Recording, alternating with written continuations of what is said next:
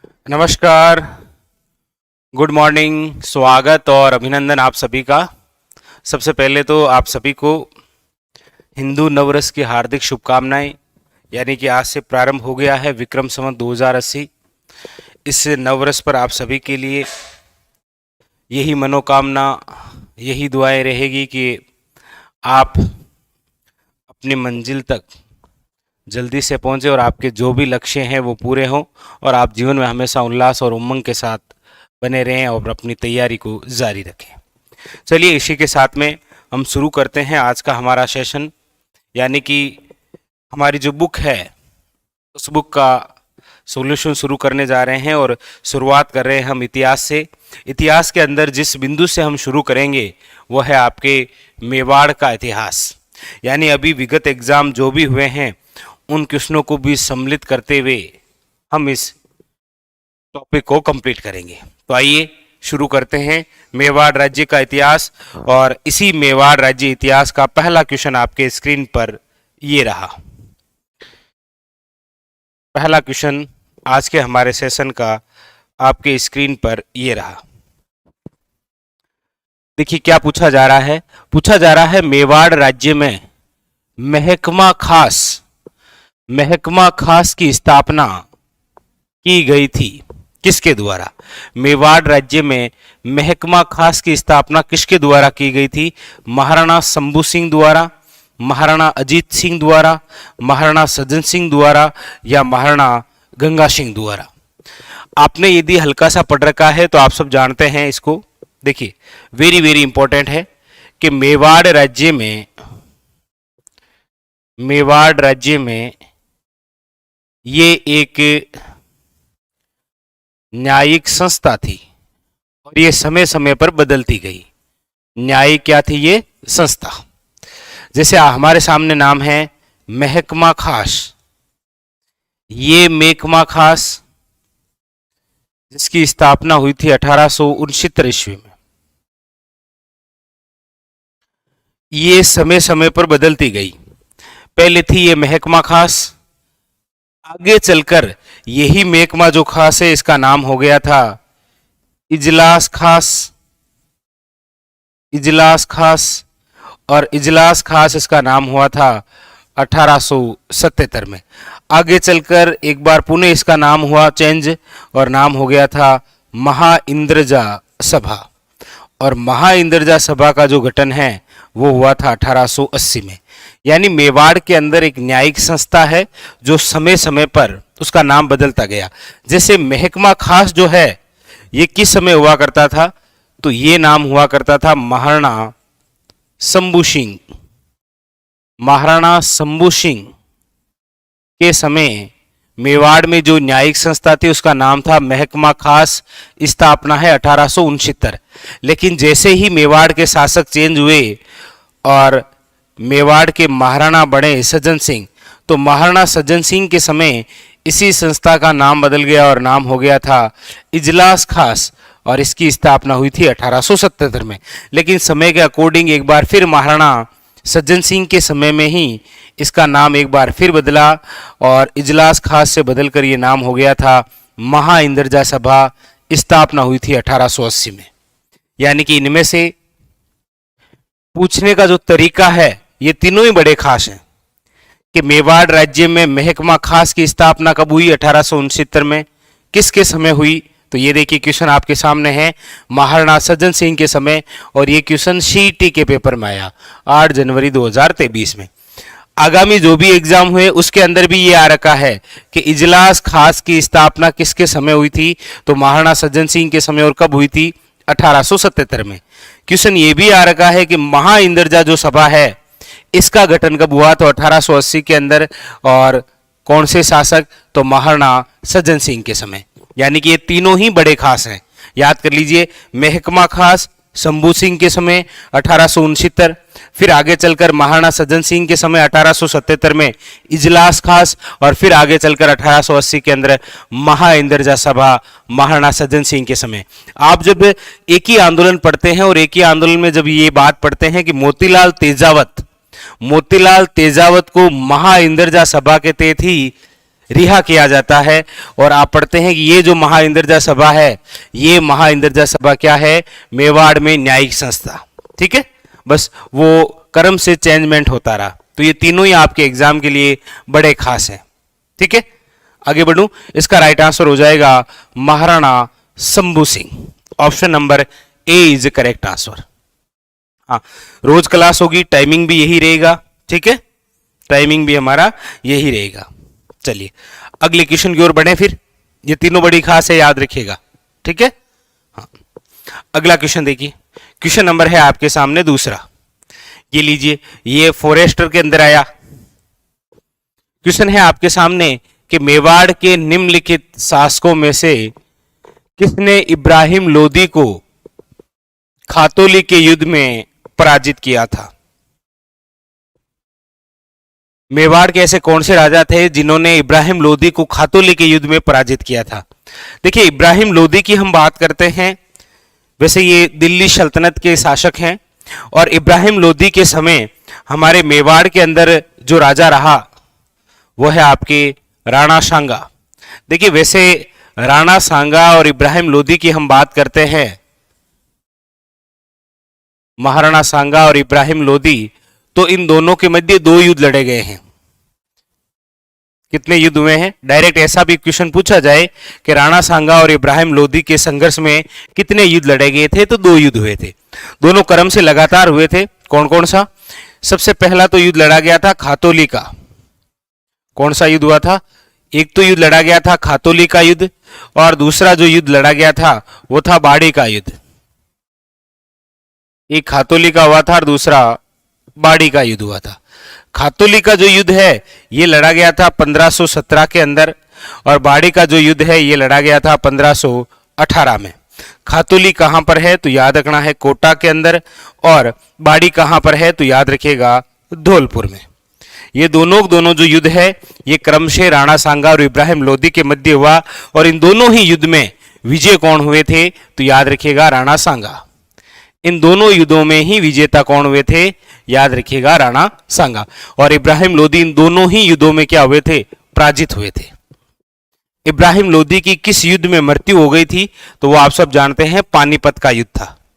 ठीक है, तो हमारे लिए यहां पर ये 4 क्वेश्चन बन जाते हैं इंपॉर्टेंट। ठीक है, तो खातोली का युद्ध याद रखिएगा 1517, बाड़ी का युद्ध याद रखिएगा 1518। ये दोनों ही युद्ध सांगा वर्सेज इब्राहिम लोदी के मध्य हुए, और इन दोनों ही युद्धों में इब्राहिम लोदी को हार का सामना करना पड़ा, क्योंकि विजय हुए थे राणा सांगा। तो यहां पर ऑप्शन नंबर हो जाएगा C is a correct answer. Very very important. और खातोली कहां पर है? तो कोटा के अंदर। और बाड़ी कहां पर है? तो याद रखिएगा धौलपुर में। ठीक है, चलिए आगे बढ़े। हाँ बिल्कुल सही है जी, बिल्कुल आप सभी के बहुत ही शानदार। चलिए अगले क्वेश्चन की ओर बढ़ते हैं। क्वेश्चन नंबर है आपके सामने, ये लीजिए। जैन एग्रीकल्चर एग्जाम में आया, पूछा गया आपको कि हाल गुरु मेवाड़ के किस शासक को कहा जाता है? हाल गुरु। देखिए, उपाधियों की जब बात आती है तो एक क्वेश्चन बनता है, वो बनता है कि इतिहास में सर्वाधिक उपाधियों से, इतिहास में सर्वाधिक उपाधियों से किसे नवाजा गया? तो हमारे पूरे राजस्थान के इतिहास में ऐसे वह शासक जिनको सर्वाधिक उपाधियों से नवाजा गया है वो है आपके महाराणा कुंभा। कौन है? महाराणा कुंभा। महाराणा कुंभा मेवाड़ के वह शासक हैं जिनको सर्वाधिक उपाधियों से नवाजा गया है। ये उल्लेख जो हमें मिलता है ये मिलता है आपके कीर्ति स्तंभ प्रशस्ति में। कीर्ति स्तंभ प्रशस्ति ये हमें बताती है कि राजस्थान के इतिहास में सर्वाधिक उपाधियों से जिसे नवाजा गया है वह है आपके महाराणा कुंभा। और कितनी उपाधियों से नवाजा गया है? तो कीर्ति स्तंभ प्रशस्ति के अनुसार हमें पता चलता है कि महाराणा कुंभा को 108 उपाधियों से नवाजा गया है। लेकिन इनमें से कौन सी उपाधि इंपॉर्टेंट है? तो एक तो वेरी वेरी जो इंपॉर्टेंट है वो है आपके अभिनव भट्टाचार्य। एक तो महाराणा कुंभा को जो इंपॉर्टेंट उपाधि है वो है अभिनव भट्टाचार्य। अच्छा, इससे कई बार थ्योरेटिकल क्वेश्चन पूछता है कि महाराणा कुंभा को संगीतज्ञ होने के कारण कौन सी उपाधि से नवाजा गया है, तो याद रखिएगा अभिनव भट्टाचार्य। इसके अलावा महाराणा जो कुंभा है इनको कहा जाता है, जैसा कि आपके सामने प्रश्न है, हाल गुरु। क्या कहा जाता है? हाल गुरु। इन्हें कहा जाता है दान गुरु। इन्हें कहा जाता है आपके छाप गुरु। और एक बहुत महत्वपूर्ण फैक्ट, महाराणा जो कुंभा है इनको कहा जाता है शैल गुरु।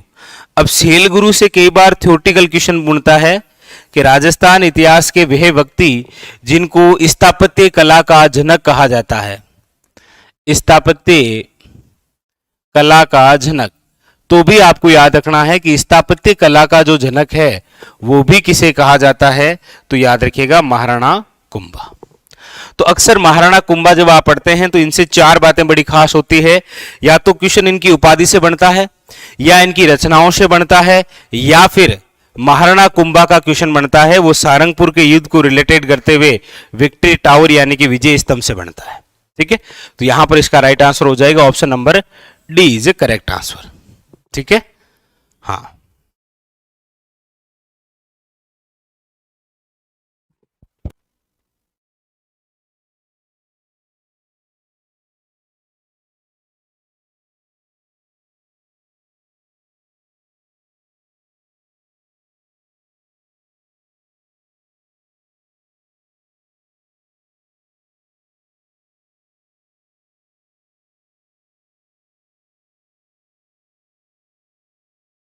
चलिए, ये क्लियर है, आगे बढ़े हम।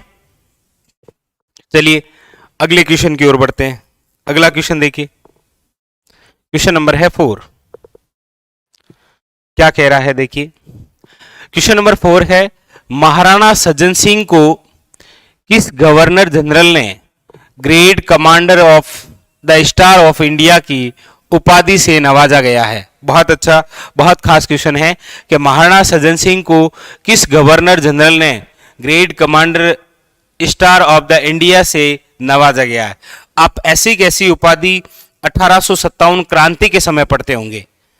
आपको पता होगा कि जब कोटा का विद्रोह हुआ था 15 अक्टूबर को, तो उसमें कोटा के अंदर जब दिल्ली से आए थे मेजर रॉबर्ट्स, तो मेजर रॉबर्ट्स की सहायता की थी करौली के शासक मदन पाल ने। इसीलिए आप पढ़ते हैं कि करौली रियासत की तोपों की संख्या बढ़ा दी गई थी और मदन पाल को एक उपाधि दी गई थी, वो इसी प्रकार की उपाधि थी, the great commander star of India की। हमसे यहां पर पूछा जा रहा है कि महाराणा सज्जन सिंह को ये उपाधि से नवाजने वाले कौन थे, तो याद रखिएगा, अब सिंपल सी बात है, महाराणा सज्जन सिंह का टाइमिंग पकड़ लीजिए और इनमें से गवर्नर जनरल का टाइमिंग पकड़ लीजिए, तो वो व्यक्ति हैं आपके कौन, याद रखिएगा लॉर्ड रिपन। किसके द्वारा? Lord Ripon.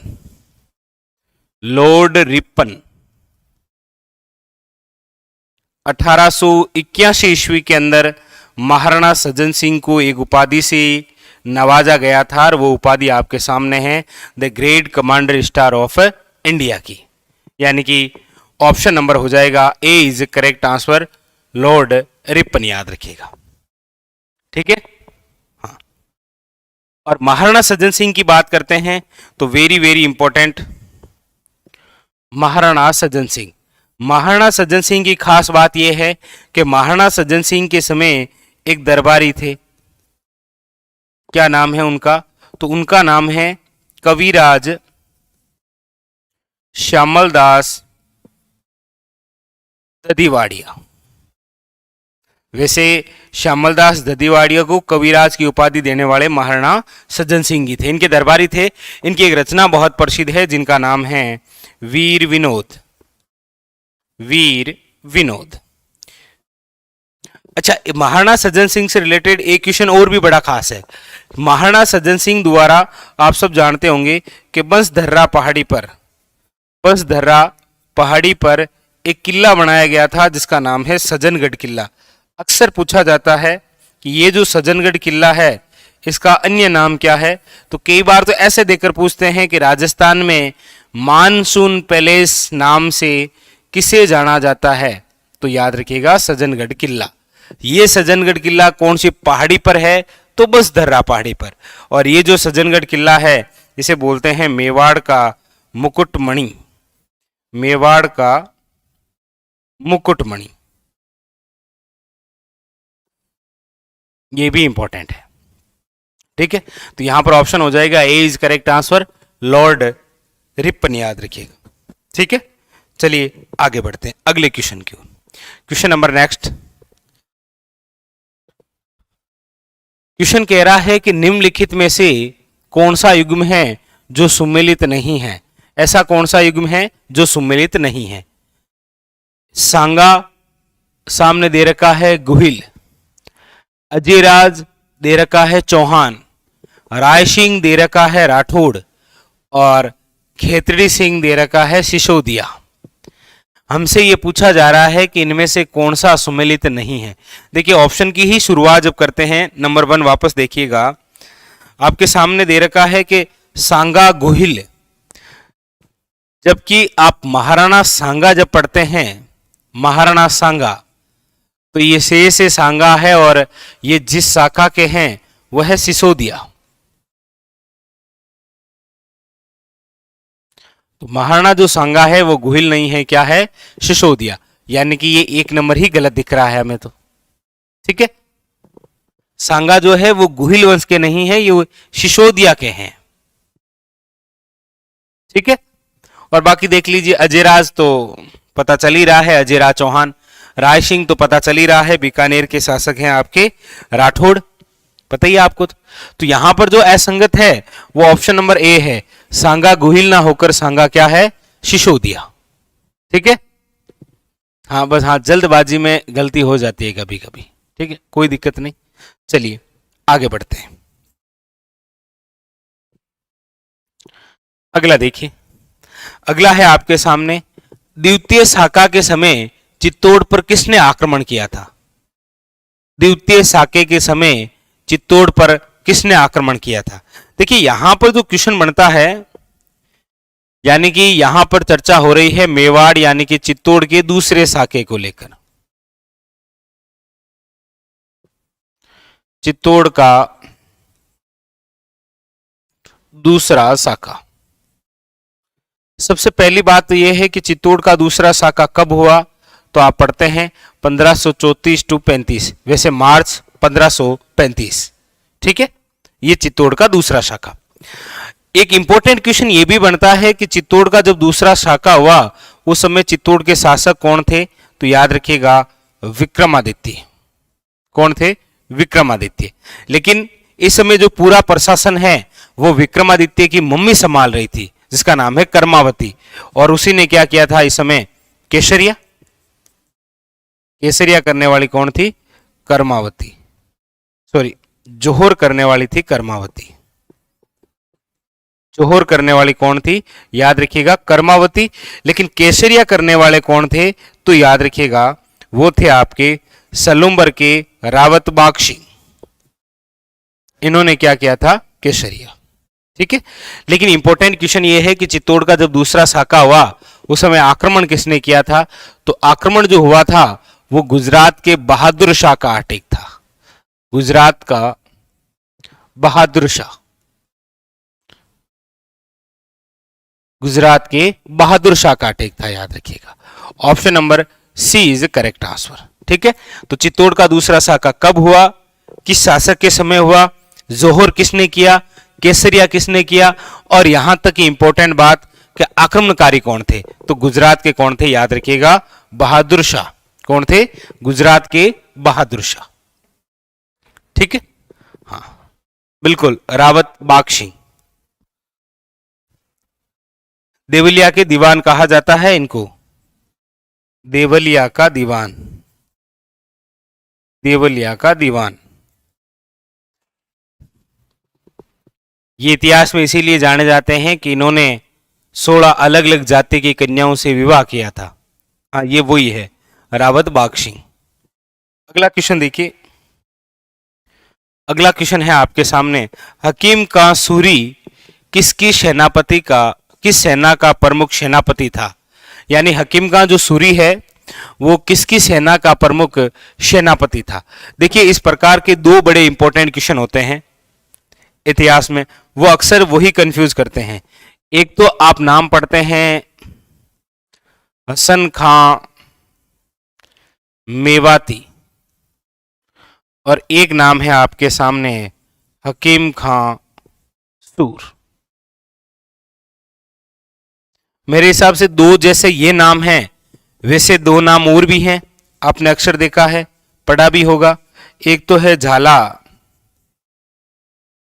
अज्जा और एक है आपके सामने झाला बिंदा।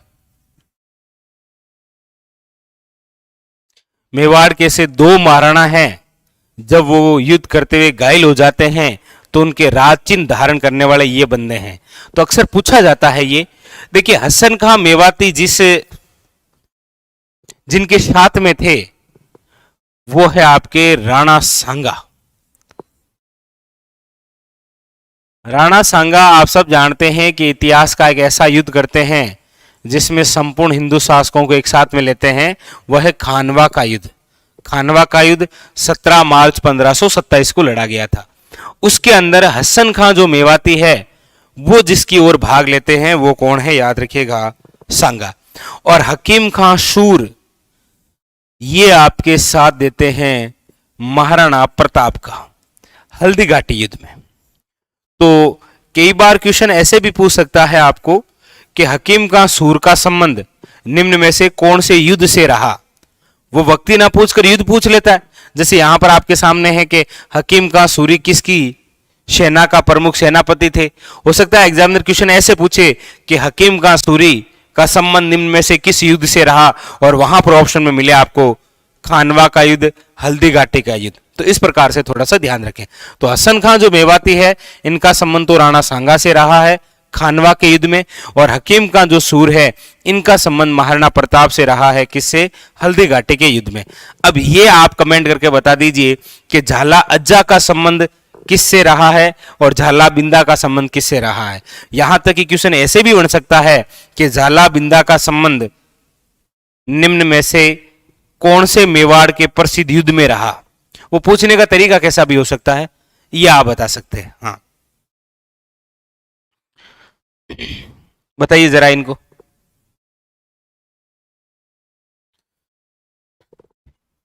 ये राज चिन्ह धारण करने वाले थे, यानी कि जब युद्ध भूमि के अंदर प्रमुख राजा घायल हो जाता है तो उनकी जगह कोई ना कोई लेता है। ठीक है, हाँ बिल्कुल करवाएंगे। इतिहास जैसे ही खत्म होगा उसके बाद में जियोग्राफी ही करवाएंगे। ठीक है, निश्चित रहिए आप।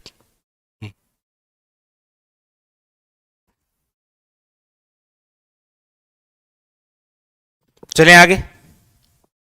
अगला क्वेश्चन देखिए, क्वेश्चन नंबर 8 ये आरओ के अंदर आया आपके। देखिए मेवाड़ के उस महाराणा का नाम उल्लेख कीजिए जिसने मालवा के शासक बाज बहादुर को शरण प्रदान की थी। मेवाड़ के उस महाराणा का नाम उल्लेख कीजिए जिसने मालवा के शासक बाज बहादुर को शरण प्रदान की थी। महाराणा उदय सिंह, महाराणा कुंभा, महाराणा सांगा या महाराणा प्रताप। यहां पर एक शब्द है बाज बहादुर।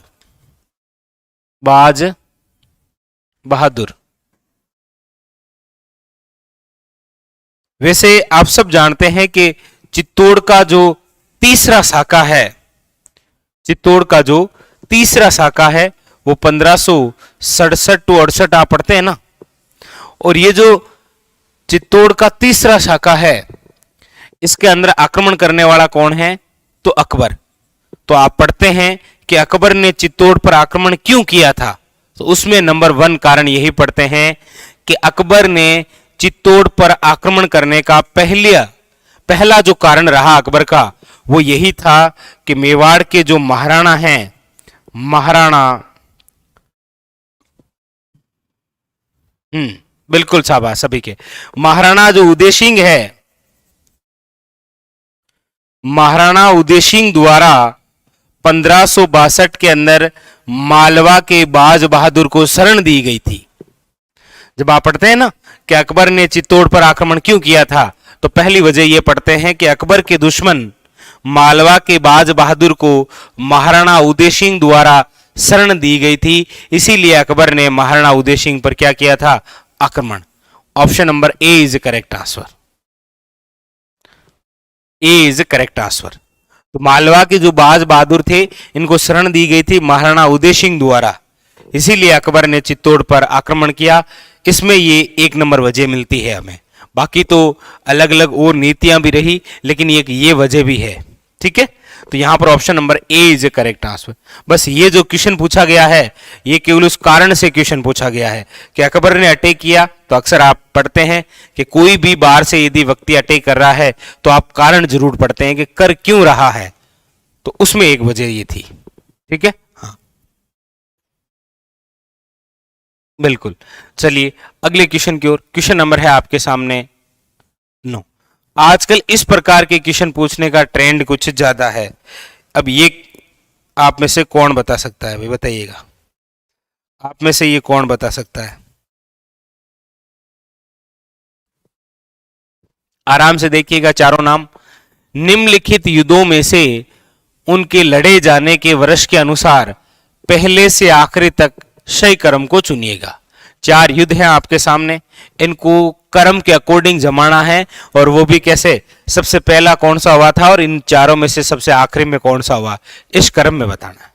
ठीक है, देखो इनमें से गागरोन का युद्ध ऑप्शन में है, सारंगपुर का युद्ध है, बयाना का युद्ध है और मावली का युद्ध है।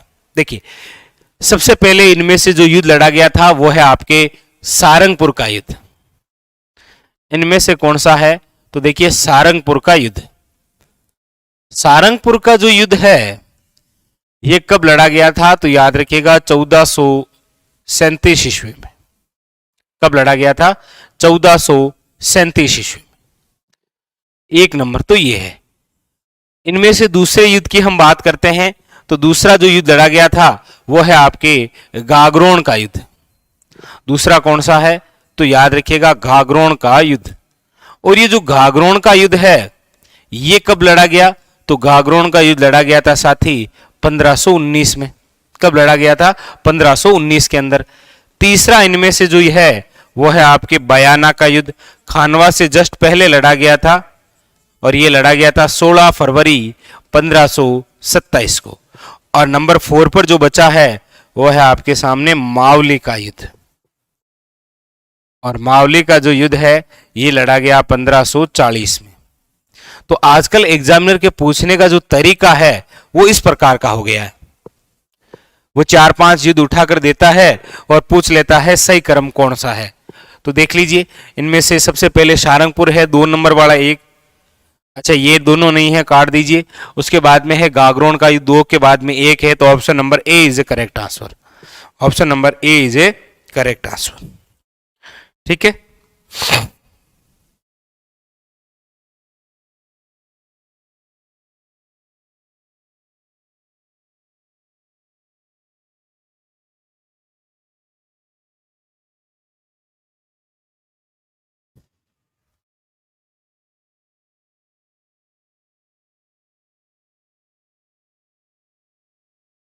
चले आगे।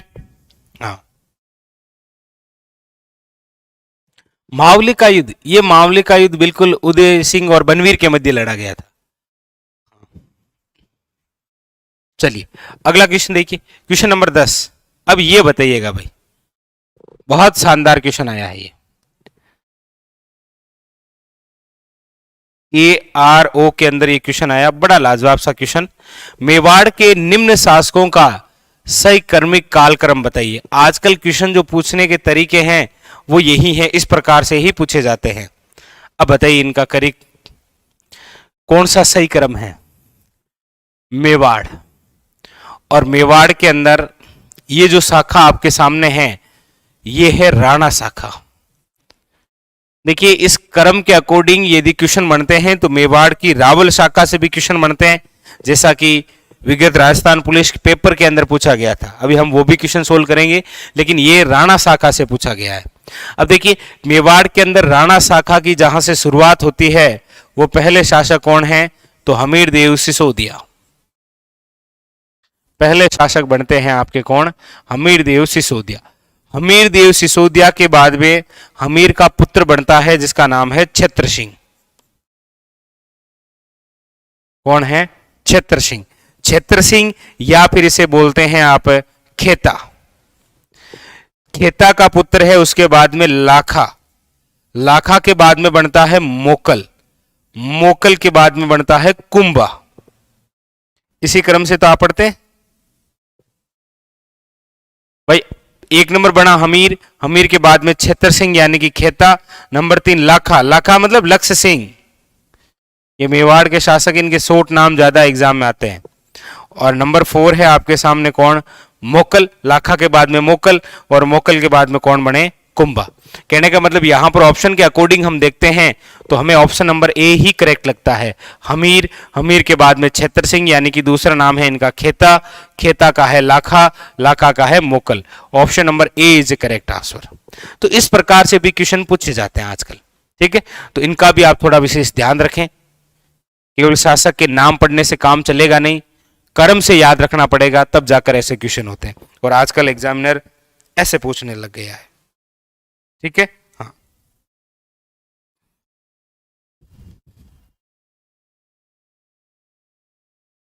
अगला देखिए, अगला क्वेश्चन, क्वेश्चन नंबर 11। आप ऐसे पेपर कभी सोल्व करते हैं क्या? ARO केयर, बड़े अच्छे लेवल के क्वेश्चन आते हैं ये। ठीक है, हो सकता है कि इसके अंदर ए हट जाए, EORO के अंदर ऐसा क्वेश्चन आ जाए। ठीक है, और ये एग्जाम RPC ही कंडक्ट करवाती है। ठीक है, तो ऐसे पेपर भी आप जरूर सोल्व करें। चलिए, क्वेश्चन नंबर है आपके सामने 11। महाराणा सांगा ने किस युद्ध में बाबर की सेना को हराया था? महाराणा सांगा ने किस युद्ध में बाबर की सेना को हराया था? देखिए, सांगा और वर्सेस बाबर, वैसे यहां पर क्वेश्चन डायरेक्ट यही है कि महाराणा सांगा ने किस युद्ध में बाबर की सेना को पराजित किया था। देखिए, सांगा और बाबर के मध्य कितने युद्ध हुए हैं तो आप सब जानते हैं, इनके मध्य 2 युद्ध लड़े गए हैं। कितने? 2। कौन कौन से? तो एक तो लड़ाया आपके बयाना लड़ा गया, और एक इनके मध्य लड़ा गया था खानवा। बयाना जो युद्ध है ये कब लड़ा गया था? तो ये लड़ा गया था 16/2/27, और खानवा युद्ध ये 17/3/1527। ठीक है, बयाना और खानवा दोनों ही जो स्थान हैं वो भरतपुर में है। बयाना और खानवा दोनों ही कहां पर है? भरतपुर में। बयाना के अंदर तो विजय होते हैं कौन? सांगा, और खानवा में विजय कौन होते हैं? बाबर। अब यहां पर क्या पूछा गया है कि महाराणा सांगा ने किस युद्ध में बाबर की सेना को पराजित किया था? तो देखिए, बयाना में विजय हुए थे कौन? Sanga. Option number A is correct answer. Bayana की लड़ाई में सांगा की सेना ने बाबर की सेना को पराजित किया था। ठीक है, बाकी इन दोनों के मध्य 2 युद्ध लड़े गए थे, बयाना और खानवा का युद्ध। दोनों ही स्थान भरतपुर के अंदर हैं, इसीलिए आप अक्सर पढ़ते हैं कि भरतपुर को कहा जाता है राजस्थान में युद्धों की भूमि, जैसे भारत में युद्धों की भूमि कहा जाता है हरियाणा को। ठीक है, क्योंकि पानीपत और तराइन की लड़ाइयां वहीं लड़ी गई है। तो यहां पर ऑप्शन नंबर हो जाएगा A is correct answer, Bayana की लड़ाई। ठीक है, आगे चले, अगला क्वेश्चन देखिए। क्वेश्चन नंबर है आपके सामने 12। चावंड महाराणा प्रताप की कितने वर्षों तक राजधानी रही? ये यूनिक सा क्वेश्चन है भाई, ये बड़ा यूनिक सा क्वेश्चन पूछा जाता है।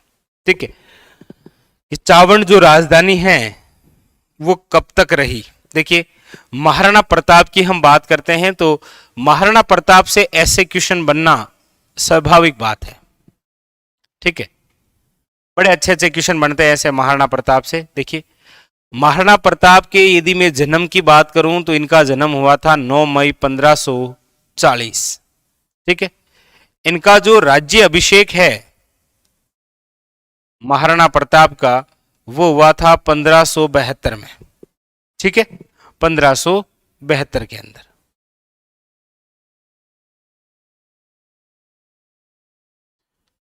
आप सब जानते होंगे एक बहुत प्रसिद्ध युद्ध हुआ है हल्दी घाटी। हल्दी घाटी युद्ध हुआ है 1576 में। ठीक है, महाराणा प्रताप ने चावंड को राजधानी कब बनाया था? चावंड को राजधानी, तो चावंड को राजधानी बनाया था लूणा चावंडिया को पराजित करते हुए 1585 में। महाराणा प्रताप की मृत्यु कब हुई थी? तो 1597 में।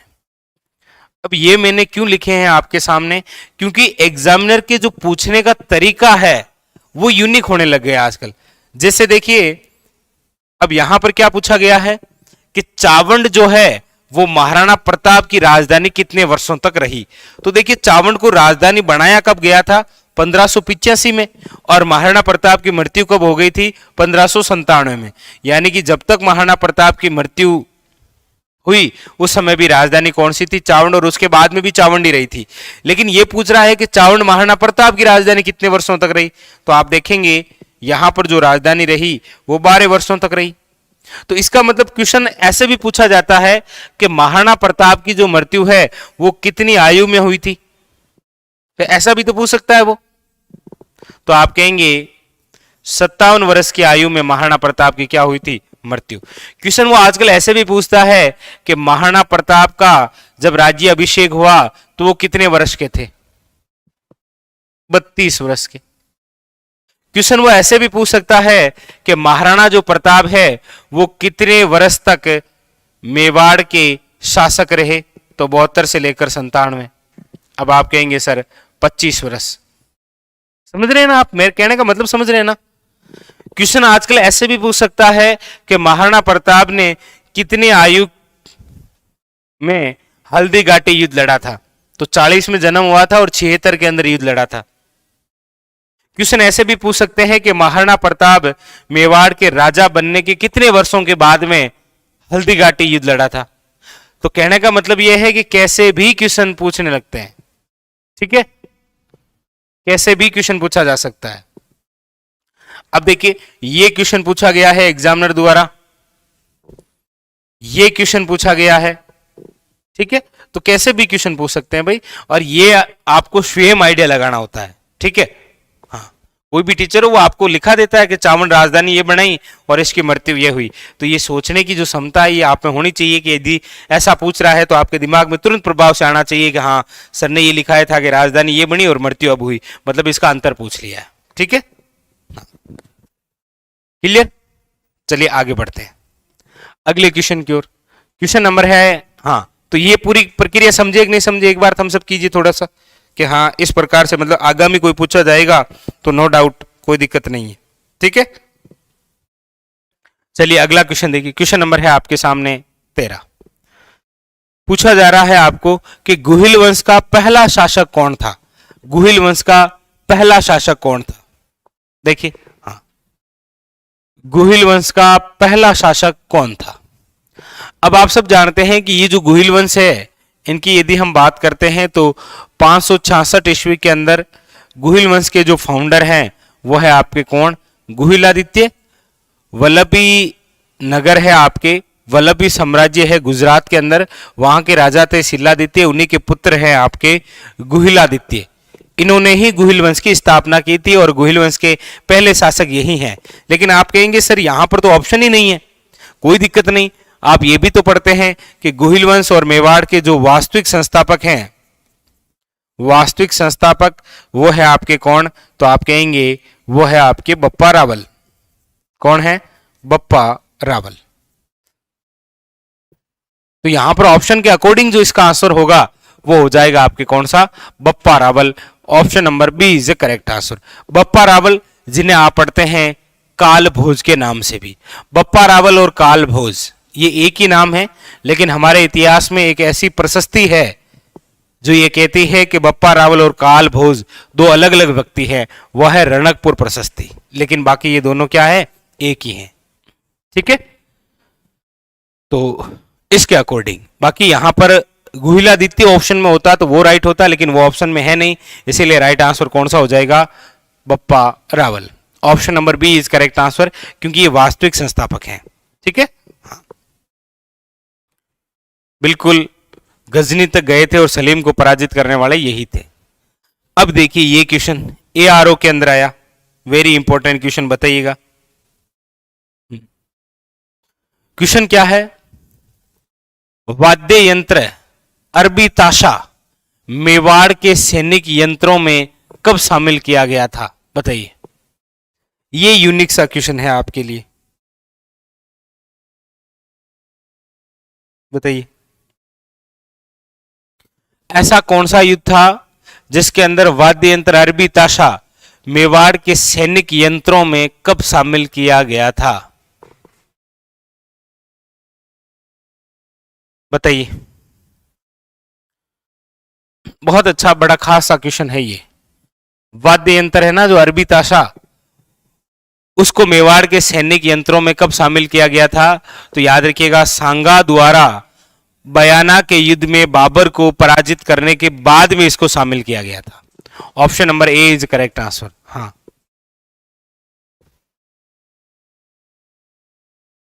सबसे यूनिक सा पर्सन है ये। तो ऐसे जो पेपर हो रहे हैं ना, ARO वगैरह, इनको भी थोड़ा सा सोल्व करते रहिए, कुछ नए क्वेश्चन मिलेंगे आपको। जैसा कि देखिए आपके सामने ये रहा, ठीक है भाई। बयाना तो आप जानते हैं ना, बयाना युद्ध हुआ था कब? 16 फरवरी 1527 के अंदर, सांगा और बाबर की सेना के मध्य। सांगा वर्सेस बाबर की सेना।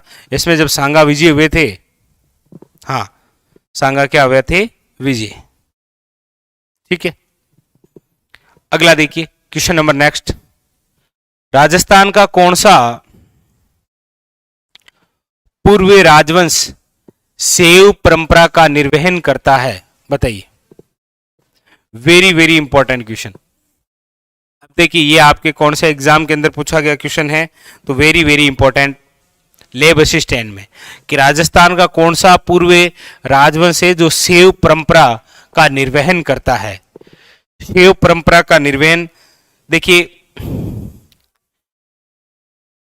आप जब मेवाड़ राज्य का इतिहास पढ़ते हैं तो मेवाड़ राज्य के इतिहास में एक बात जरूर पढ़ते हैं आप, कौन सी? कि मेवाड़ के जो भी शासक हैं वो स्वयं को एकलिंग जी के दीवान मानते हैं। स्वयं को किसका मानते हैं? एकलिंग जी का दीवान मानते हैं।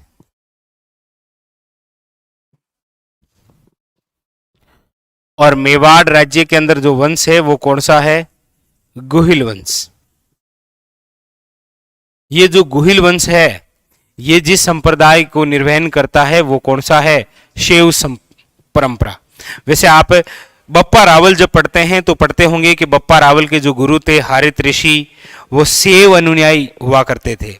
लकुलिस शैव परंपरा को मानने वाले थे, इसीलिए तो बप्पा रावल भी उन्हीं को मानने वाले थे और एक मंदिर बनाया था कैलाशपुरी के अंदर, कौन सा? एकलिंग जी का। तो मेवाड़ राज्य के जो शासक हैं, गुहिल वंश के जो शासक हैं, वो स्वयं को एकलिंग जी का दीवान मानते हैं, शैव परंपरा को क्या करते हैं? निर्वहन। Option number B is correct answer, Guhil. ठीक है, क्वेश्चन नंबर है आपके सामने नेक्स्ट 16। ये लीजिए, पूछा जा रहा है आपको, जेत्र सिंह था। जेत्र सिंह कौन था? जालोर का शासक, मेवाड़ का शासक, रणथंबोर का शासक या बूंदी का शासक? देखिएगा, एक तो हमेशा याद रखिए कि जब इस प्रकार का कोई क्वेश्चन पूछा जाता है, किसी शासक का नाम दिया जाता है, तो वो बड़ा प्रसिद्ध शासक है। जैसे आपके सामने पूछा जा रहा है कि जेत्र सिंह कौन था। देखिए, ये जो जेत्र सिंह है, इनका जो शासन काल है, उसके बारे में आप डॉक्टर दशरथ शर्मा का एक कमेंट जरूर पढ़ते होंगे। डॉक्टर दशरथ शर्मा ने जेत्र सिंह को लेकर एक कमेंट किया था कि मध्यकालीन मेवाड़ का स्वर्ण काल है। मध्यकालीन मेवाड़ का जो स्वर्ण काल है वो किसका काल है? तो याद रखिएगा, जेत्र सिंह का काल। ऐसा इसीलिए क्योंकि जेत्र सिंह के समय इतिहास में एक युद्ध लड़ा गया था, भूताला का युद्ध। कौन सा लड़ा गया था? भूताला का युद्ध। और इसी भूताला के युद्ध में जिसे परास्त किया था वो था कौन? इल्तुतमिश। और इल्तुतमिश दिल्ली सल्तनत का सुल्तान था। तो दिल्ली के शासक इल्तुतमिश को पराजित किया था जेत्र सिंह ने भूताला के युद्ध में। और इस भूताला के युद्ध में जेत्र सिंह के दो सेनापति मदन व बादल ने भी भाग लिया था। कहते हैं कि वो ये युद्ध था जिसके अंदर इल्तुतमिश की तो एक मूंछ काट ली गई और इनकी पत्नी की चोटी काट दी गई थी, और इसीलिए इल्तुतमिश यहां से भाग गया था। तो ये जो प्रसिद्ध शासक हैं ये मेवाड़ के शासक हैं, कौन? जेत्र सिंह, और वो भी रावल शाखा के, रावल जेत्र सिंह आप पढ़ते हैं जिन्हें, ठीक है। हाँ, क्लियर। तो यहां पर ऑप्शन नंबर जो हो जाएगा वो हो जाएगा बी इज करेक्ट आंसर। याद रखिएगा, मेवाड़ के शासक हैं कौन? जेत्र सिंह, ठीक है। चलिए अगला क्वेश्चन देखिए, क्वेश्चन नंबर है 17। ये देखिए, मैं इसी क्वेश्चन को लेकर चर्चा कर रहा था कि राजस्थान पुलिस में एक बार ऐसे ही क्रम पूछा गया था। ये आपके सामने रहा कि निम्नलिखित में से कौन सा कालक्रम की दृष्टि से सही है। इससे पहले भी हमने देखा था, लेकिन वो मेवाड़ के अंदर राणा शाखा से था। इस बार जो क्वेश्चन है वो आपके रावल शाखा से है। देखिएगा,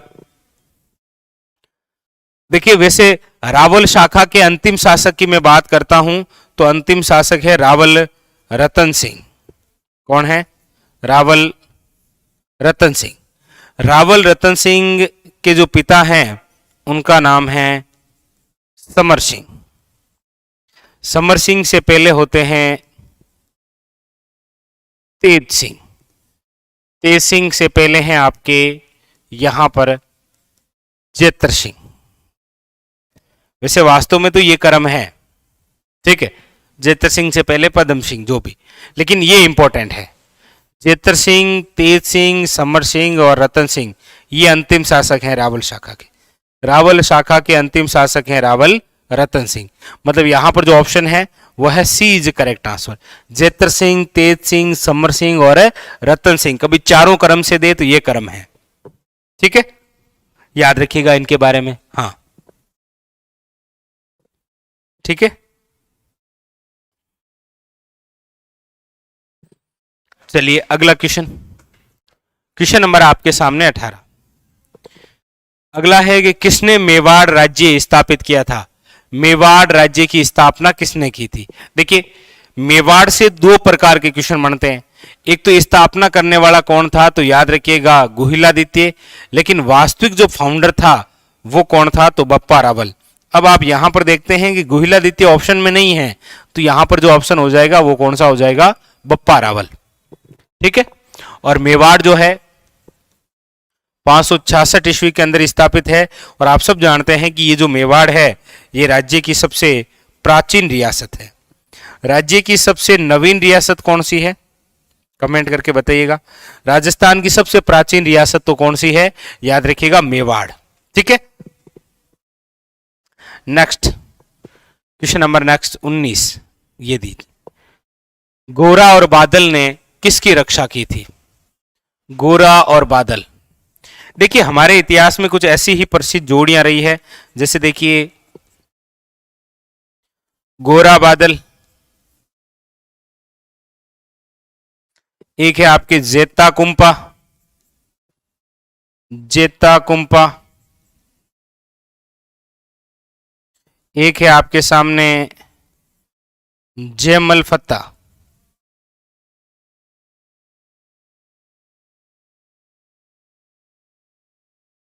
जयमल पत्ता। अब जैसे गोरा और बादल तो ये किसके थे, तो आप कहेंगे ये रतन सिंह के सेनापति थे। जेता और कुंपा किसके थे, तो मालदेव के सेनापति थे। जयमल और फत्ता तो उदय सिंह के। अब जयमल पत्ता जिसमें वीर गति को प्राप्त हुए वो था चित्तौड़ का तीसरा शाखा। जेता और कुंपा जिसमें वीर गति को प्राप्त हुए थे वो था गिरी सुमेल का युद्ध। यहां पर अटैक अकबर का है, यहां पर शेरशाह सूरी का है। और गोरा बादल ये 1303 की बात है। आप जानते हैं कि अलाउद्दीन खिलजी का यहां पर अटैक हुआ था, ठीक है। तो गोरा बादल ने जिसकी रक्षा की थी वह है आपके रानी पद्मनी, क्योंकि रानी पद्मनी के चाचा थे गोरा और भाई जो था वो था बादल, याद रखिएगा, ठीक है। तो ये तीन बड़े प्रसिद्ध रहे हैं, अक्सर पूछे जाते हैं। गोरा और बादल कब वीर गति को प्राप्त हुए थे, तो 1303 के अंदर। जेता और कुंपा तो आप सब जानते हैं गिरी सुमेल का युद्ध है 1544 के अंदर। जयमल फत्ता की बात करते हैं तो 1567 टू 68 है चित्तौड़ का तीसरा शाखा। यहां पर अकबर का अटैक है, यहां पर शेरशाह सूरी का अटैक है, और यहां पर एक के अलाउद्दीन खिलजी का अटैक है। ठीक है, हाँ इसके अलावा भी है, जैसे मैंने अभी आपको बताया था कि मदन और बादल किसके हैं, जेतर सिंह के। जेता और देवड़ा किसके हैं, तो कानड़ देव सोनगरा के। तो वो और भी है, ठीक है। आला उदल है, लेकिन वो परमर्दी देव चंदेल के हैं। ठीक है, मोहब्बा का युद्ध लड़ा गया था ना 1182 के अंदर पृथ्वीराज तृतीय से, उसके अंदर वो वीर गति को प्राप्त हो गए थे। ठीक है, चलिए अगले क्वेश्चन की ओर। क्वेश्चन नंबर 20 पूछा जा रहा है, अलाउद्दीन खिलजी और मेवाड़ वासियों के बीच चित्तौड़ की जो घेराबंदी है किस वर्ष हुई थी। अब अलाउद्दीन खिलजी और मेवाड़ में पूछा जा रहा है। अलाउद्दीन खिलजी और रणथंबोर से पूछता, अलाउद्दीन खिलजी रणथंबोर से पूछता तो 1301 करते। अलाउद्दीन खिलजी चित्तौड़ यानी कि मेवाड़ से पूछा जा रहा है तो नो डाउट 1303 करेंगे हम। अलाउद्दीन खिलजी और सिवाना से पूछा जाता तो फिर 1308 करते। अलाउद्दीन खिलजी और जालोर पर घेराव की बात होती तो फिर 1311 होता। यहां पर पूछा जा रहा है अलाउद्दीन खिलजी ने चित्तौड़, तो देख लीजिए 1303 ऑप्शन में, 1303 option number B is correct answer. ठीक है, तो अलाउद्दीन खिलजी रणथंबोर पर घेरा 1301, चित्तौड़ पर घेरा 1303, शिवाना पर घेरा 1308 और जालोर पर घेरा 1311। ठीक है, हाँ बिल्कुल ठीक है। तो ये था आज का हमारा सेशन, जिसके अंदर हमने मेवाड़ इतिहास से शुरू किया है और प्रारंभ के हमने कितने 20 क्वेश्चन पढ़े हैं। ठीक है, तो आज हमारी शुरुआत थी। देखिए आप लगातार बने रहिए, रोज हमारा सेशन इसी टाइमिंग में होगा, सुबह 7 बजे से लेकर 8 बजे तक। ठीक है, जिसके अंदर हम वो क्वेश्चन सोल्व करेंगे टॉपिक वाइज जो विगत आए हुए एग्जामों के अंदर हैं। अब इन 20 क्वेश्चनों में आपने 2-3 बिल्कुल नए क्वेश्चन देखे हैं। मैं अक्सर कहता हूं कि केवल यही, जैसे इन 20 क्वेश्चनों में 2-3 क्वेश्चन आपके ARO एग्जाम के आए थे, अब वो यूनिक क्वेश्चन थे, वो आपको क्वेश्चन उन्हीं पेपरों में मिलेंगे जो विगत आए हुए पेपरों के अंदर है। ठीक है, तो हम वापस कल सुबह 7 बजते ही यहीं से इस सेशन को आगे बढ़ाएंगे, क्वेश्चन नंबर 21 से शुरू करेंगे।